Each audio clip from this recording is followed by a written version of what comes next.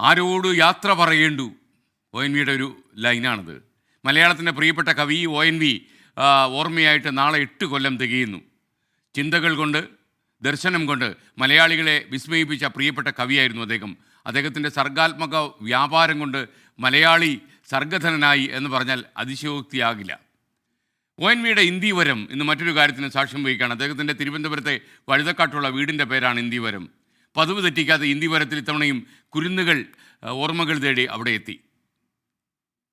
വെളിച്ചം കുടിച്ചിവിടെ ഈ ചെറിയ വട്ടത്തിൽ ഈ കൊച്ചു ഭൂമിയിൽ ജീവന്റെ ഉന്മത്ത നൃത്തം. സർവചരാചരങ്ങളെയും സ്പർശിച്ച ONV കവിതകൾ ഇന്ദീവരത്തിൽ വീണ്ടും, അതും പുതിയ തലമുറയുടെ ശബ്ദമായി, കേൾവിക്കാരിയായി ONVയുടെ പ്രിയ സഖി.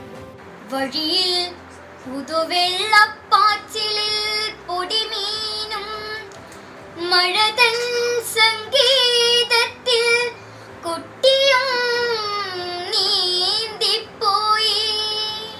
ഓർമ്മകൾ ഫ്ലാഷ് ബാക്ക് പോലെ സരോജിനി അമ്മയുടെ മനസ്സിൽ വന്നുപോയിരിക്കാം. മലയാള കവിതാലോകത്തെ അത്രമേൽ സമ്പന്നമാക്കിയ ONVയെ കേരളം എക്കാലവും ചേർത്ത് വയ്ക്കുന്ന സന്തോഷം സരോജിനി അമ്മയ്ക്ക്. കുട്ടികൾക്കായി സരോജിനി അമ്മയുടെ വക കാവ്യസൂര്യൻ്റെ യാത്ര സമ്മാനം. പുരോഗമന കലാസാഹിത്യ സംഘം സംഘടിപ്പിച്ച ONV സ്മൃതിയുടെ ഭാഗമായി നടത്തിയ കവിതാലാപന മത്സരത്തിലെ വിജയികളായ കുട്ടികളാണ് ONVയുടെ വസതിയിലെത്തിയത്. വിജയശങ്കർ, 24, തിരുവനന്തപുരം.